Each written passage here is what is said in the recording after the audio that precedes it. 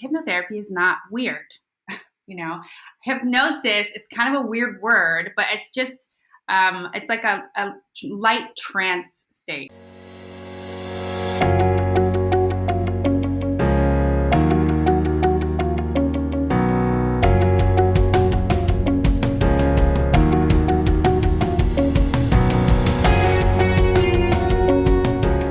Hi, Bianca, and welcome to Staying Ageless. Thank you.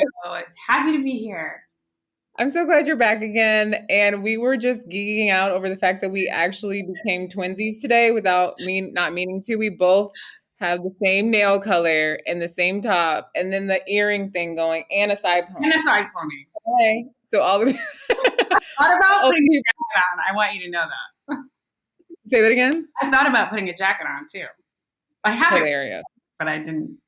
Was it this color? It's right here. It's similar to that color. Yeah. Stop it.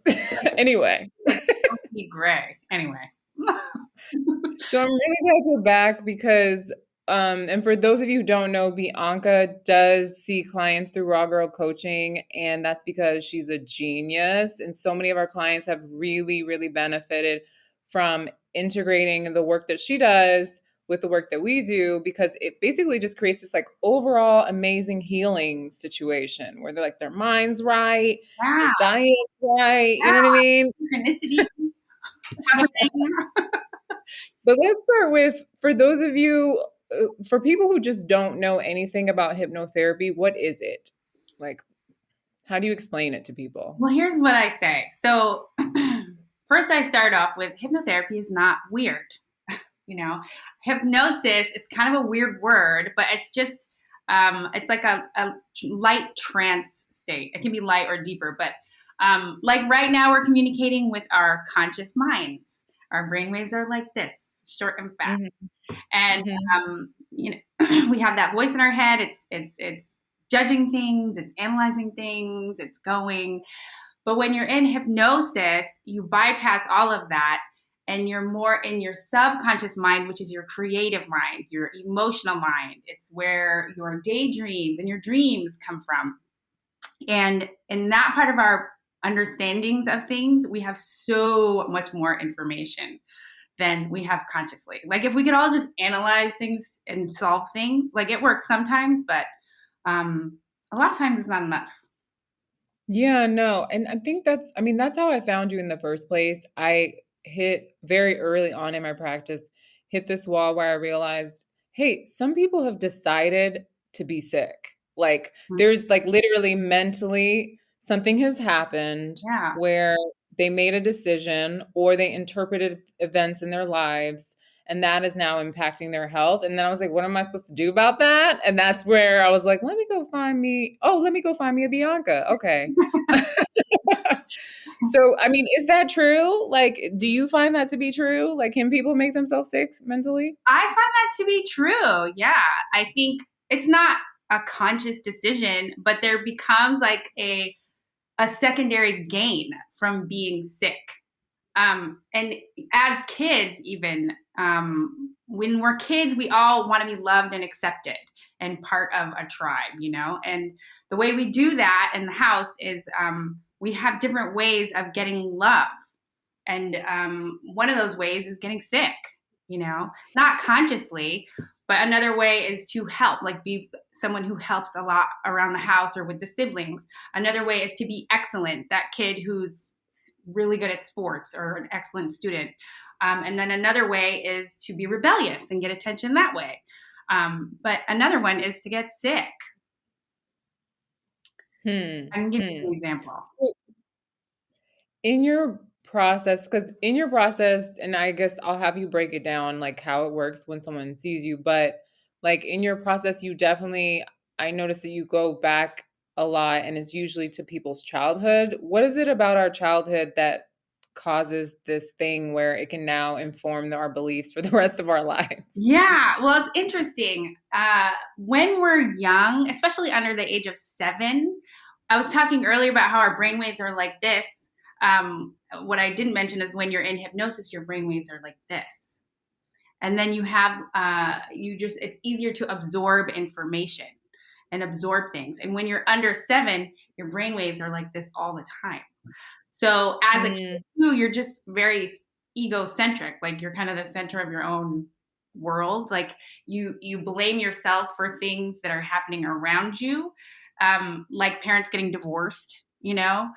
If you kind of got to do it the right way. Otherwise, the kid is like, "Oh, I'm not good enough for you to stay," and then the parent or whatever, and then it's like that's why it can be so traumatizing for kids. But it's it's like you decide things based on what's happening around you. Like you decide things about yourself based on what other people say and do, especially authority figures like teachers, parents, older siblings.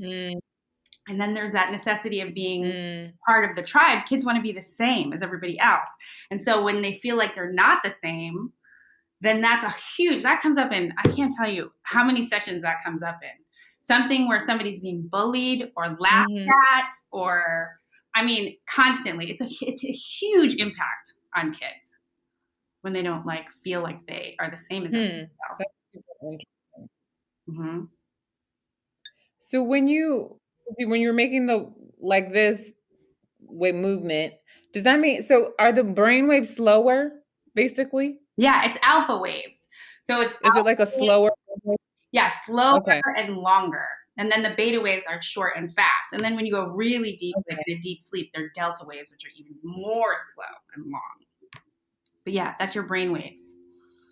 Okay. And we're in that state when we're in hypnosis. We're also in that state when we're young. Are we in that state when we meditate? Yeah. Praying, meditation, things like driving, when you're kind of zoned out. Driving, athletes know exactly what that is when they're in the zone. I just worked with a 13-year-old recently who he plays lacrosse, and that kid was dragging around a lacrosse stick from 10 months old. And his dad plays lacrosse and lacrosse coach. And so his whole identity was lacrosse. And this kid got put on the super elite team and started freaking out because he wasn't as big as everybody else. And this kid who knows lacrosse inside and out has been conditioning himself from as long as before he can remember. It's freaking out like, oh my God, I'm not good enough to be here. And I'm like, dude, listen, you know exactly what you're doing. It's just about having that focus. I had that with an NBA player too. Same thing. I'm like, you're in the NBA. You're the top. And you play. But if he didn't sink that first basket, he was spinning out with anxiety. So I forgot Did I just get super sidetracked? What was the question? No, it's cool. So wait, what? NBA player? So I never even thought about it applying to sports, but that makes a lot of sense. Oh yeah, because it's always they're always trying to see how people are going to do mentally. Like when they see these killer athletes, whatever sport, tennis, golf, basketball, anything, it's like, wow, that kid is really good. Or he going to mentally be able to do it? Because that's what it's about when you get to that point. You got to get your head together because you can easily spin out, things. Totally. We need to go get Naomi Osaka to be our client. I know. That's who I was just thinking. I want to be. She has everything. I want to hang out with Naomi Osaka. Are you there? Are you there? Did it cut out from me? It did. You're frozen. Oh, there you go. Okay, it went back. I was saying we need to go get Naomi Osaka to be our client. Oh, that is who I was thinking of. I just listened to a podcast about her. I'm like, her head, because she is. I want to deal with her diet and stuff. I think she's dope. Yeah, man. I love her. Okay, so interesting. Sports. So, you see all types of clients, and you've been seeing a lot of clients for a really long time. What are some patterns that may emerge? What are some common beliefs that you feel like most people have, or a lot of people have? You mentioned some of them already, but if you could just hone in. What it always comes down to is people just feeling, okay, first of all, it's always am I worthy? Am I worthy of being in this situation? because you can do all the preparation, the physical stuff, the mental stuff, but like if you don't believe that you should be there, like some people Mhm. make it to where they want to go even though they don't believe it, but they're miserable when they get there, and then it's like this imposter syndrome, you know? And it's this insidious thing because it's something that starts so young and you don't Mm. necessarily know that it's there. Some people do know it's there, but it's interesting because in the sessions I find out where it comes from, like specifically. There's a lot of Mhm. different times and events where these things happen, but in the sessions I'll get, people nice and relaxed, and I'll say, we're going to go back to the cause, the origin, the reason for the anxiety. And so we go back and scenes get pulled up. And sometimes it's really surprising to people. I know I have done sessions myself. They were so messy, but I've done these sessions and it's like, why am I pulling up this bully from 25 years ago who I Wow. know is now like divorced, missing teeth, like body super hairy, head bald, like unhappy. Like, why am I pulling that? And I know he's not happy, but it still like kills. And he's apologized too. Right. In our, Right. in our early 20s, he was like, "I'm sorry," and he was horrible, you know. And so, yeah, it's sometimes it's just surprising the stuff that comes up, like you wouldn't think. Um, But that shows how powerful the subconscious mind is, though, because like logically we can be like, okay, that person's apologized, their life is crap. Actually, I'm living a better life, yeah, but I still subconsciously still have that old programming that makes me feel not worthy or not okay, which is yeah, just like, whoa, yeah. hmm, hmm, It's because hmm, you're just absorbing that stuff when you're a kid. You just yeah, absorb it, good and bad stuff, But it really sucks when it's someone, telling you that you're not worthy of existence. yeah, no, for sure. So the thing that I find fascinating about integrating the health stuff in what you do is not only does it help people with behavioral stuff. I believe that wellness in general, like focus on your wellness in general can level up your entire life. I Mhm. do. I've seen it happen to me, but I feel like it does have to be holistic. So it has to be like what's going on mentally, what's going on spiritually, what's going on with my diet, my body, etc. Yeah, And so we slowly sort of just like help clients put together this package of wellness, and you're a part of this package of wellness. But the thing that's so interesting is that once they do like both, it's like people are like, oh, I just got a new job. Oh, I just broke up with so and so. And it's just so cool to see like how their entire life changes. You're like, oh, okay. I know it is powerful. It's powerful. Very. I, Yeah. So tell us some of the, I know you have a lot of like testimonials and stuff, but tell us some of the things, some cool things that I guess that have happened to clients that have worked with you. okay, so the first thing that comes to mind is working with this boy. So this boy was 8. He was 8 years old. This was probably like two. This is before COVID, so this is probably like 2 years ago. And he was 8 years old, and he was just this gorgeous boy. He was very into making his own clothes, and his favorite was this purple sequin dress.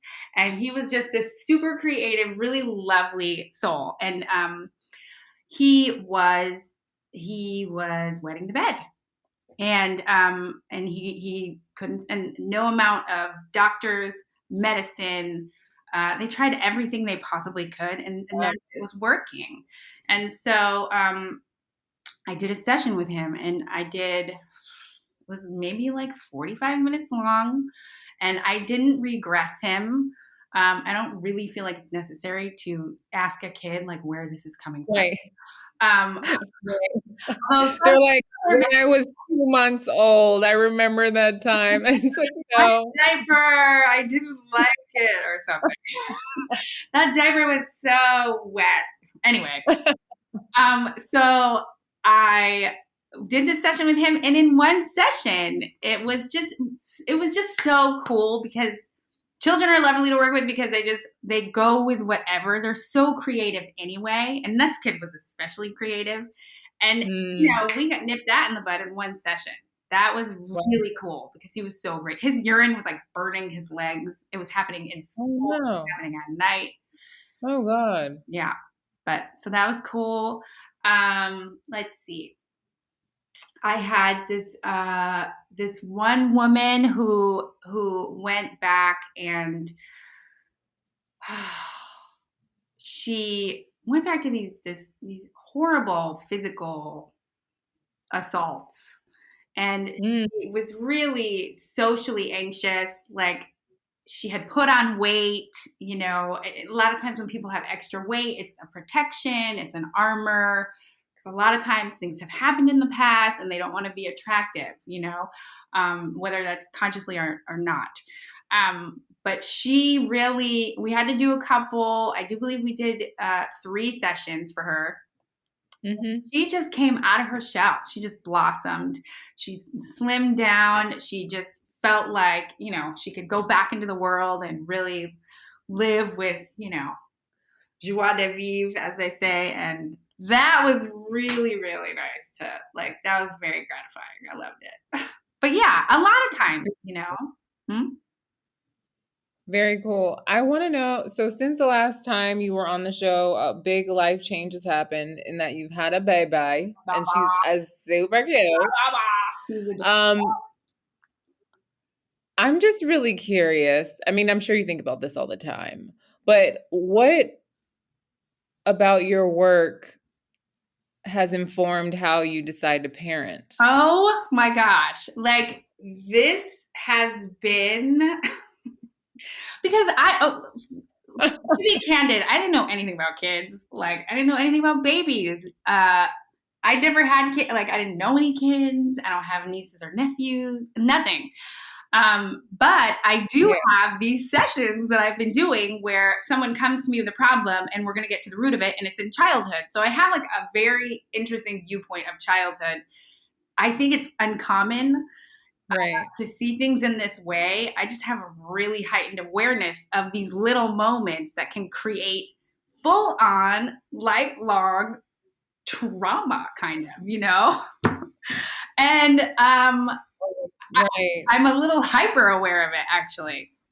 But what I also do is I talk to her. She's 9 months old. And I talk to her like she's understanding me, because they pick up on energy like this. I know for sure, because sometimes people go back to even in the womb and they're picking up the energy. And so when I was pregnant during COVID, I was like, I'm going to stay calm. I am not going to get myself all worked up and afraid of the world and all of these things, because she'll pick up on it. And I was not going to do that. And with her, I'm just aware. For example, we had this moment where I was changing her diaper. She was probably a month and a half old, and it was a really smelly, poopy diaper. And it was one of the first ones. And I was like, and she burst into tears because I was so grossed out by the poop, but she can't tell the difference. She thought I was grossed out by her. Right. And I was like, oh my gosh. I'm like, no. I'm like, I love you. I love you. You are worthy. I'm so happy you're here. You're a blessing. I'm telling her all the things that I know that people needed to hear when they were kids that they didn't hear. I'm constantly like, you're enough. Right. You're a gift. I'm so happy you're here. I'm constantly telling her things like that. But that is just a couple of the ways. I mean, I could talk about this all day. But it's informed a lot as far as parenting and the things that I want her to be confident. I don't want her to be afraid of things, That makes a lot of sense. Yeah. I think I'd be hyper aware too. I think I'm already hyper aware just because I know a little bit about your work. So I'm like, I don't know. So many incidents that could go awry. But I mean, I think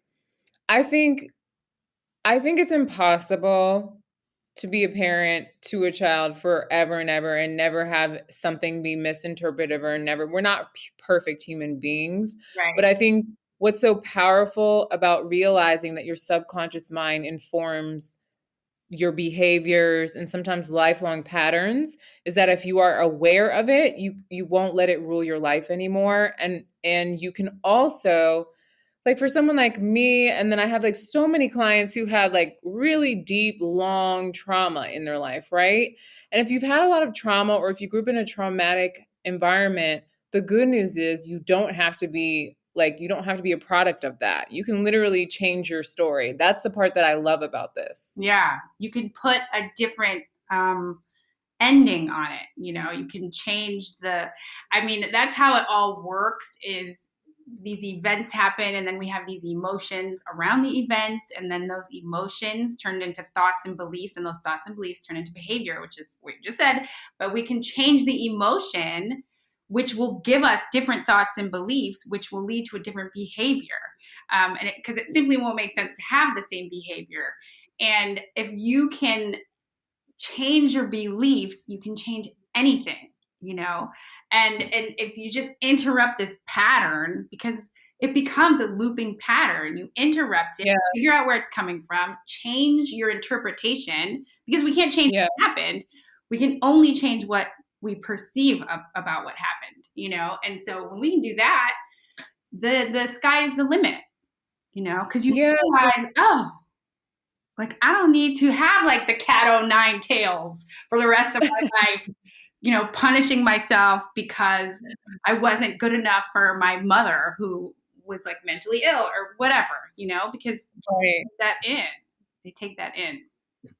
No, totally. I think that the reason, but your work is so interesting because I feel like meditation does that for people slowly, like very slowly, drip, drip, drip. You start to like kind of change a little bit or be able to watch yourself instead of react to everything, sort of kind of thing. Mm-hmm. Um, I actually feel like normal therapy actually literally keeps people kind of stuck in a lot of their patterns because they're talking about it all the time.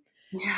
Where Whereas what you do, I feel like it's just so powerful because I don't know, it feels like it's like the exorcist. It's like you're just getting rid of this thing, like these big things that are holding us back in one session where we would have been in therapy for like 6 years. Yeah, I feel, you know, not to totally, you know, diss talk therapy because it has its place and it is helpful to Yeah. some people, but I do feel like you can only go so far with it.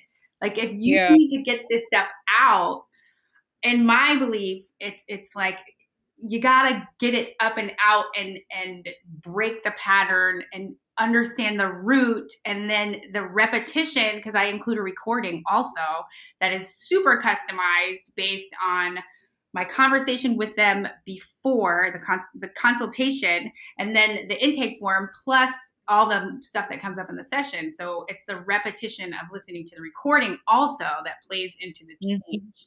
And, you know, sometimes people feel it right away and sometimes it takes time and you might need another session. It just depends. Mhm. Everybody's so different. But yeah, the idea is get it up and out because a lot of people don't they didn't have a voice as a kid and then they don't feel like they have a voice as an adult and they never ever get it out. And honestly, Mhm. the messiest sessions are the best sessions because if someone is sitting there and not, you know, they're not letting out emotion during the session, like I tend to be worried about those people because I'm like, okay, Right. if you're not gonna, there's a saying, if you can feel it, you can heal it, you know? Right. But some That's people, good. it takes a little time to. I've worked with people where they just need an additional session to kind of get their walls down because they're a little protective, which is totally understandable. But that's why I like to Yeah. talk to people before the session so that they can get comfortable with me and, you know, make sure we vibe and because it's not going to happen if they don't let me guide them. No, that makes a lot of sense. And I used to try to explain what you do to people sometimes. And I'm like, she kind of does what I do in nutrition, but like with therapy, and that it's getting to the root cause. And you just said that, getting to the root cause. Mm-hmm. Because that's what I do. There's no way to actually heal anything unless you know why this happened. Yeah. Because no one asked anyone, why did this happen? They're just like, oh, your foot hurt, child. Did you kick your foot? Did someone step on your foot? No one asked you those questions. They just give you medication. Yeah. right? And Yeah. so I have to ask all of the questions to try to figure out why this happened so that I can actually address that. And then that's when you get someone being like, I don't have to take medication anymore at all. Yeah. Or, feeling way better. Yeah. Um, so that's super cool. How would you envision combining your work with talk therapy? Because I feel like you said, it does have its place, but I'm curious at your thoughts on how they could be like intertwined. Well, that was my intention originally, was to go and get an LMFT and intertwine them. And it became kind of, because what happens is, over these years, I've been doing this now for over 6 years. And what happens is, a lot of times people want to talk, like they have this idea of a therapy session and they want to talk. I am not an LMFT. I'm happy to talk, but my work is in the hypnotherapy. So I felt like if I got the LMFT, and then we could talk, and I could have these sort of therapist tools or whatever, and then we could go into the hypnosis. But then I realized, if I was functioning under that license, my sessions would look very different. I'm not, Yeah. because you kind of got to be buttoned up. You got to, have your boundaries. You got to have that Right. wall thing. And I'm like, Yeah. it's not me. I can't do it. Like, I really I'm do not like it. I'm like that too. I think people will get really kind of surprised by how loose I am as a health professional. Me too. I get that too. And I'm like, That's why we work well together, because people are used to my looseness. So my clients are like, oh, I love Bianca. Like, she's great. I know. And that's why I didn't go that route, And Yeah.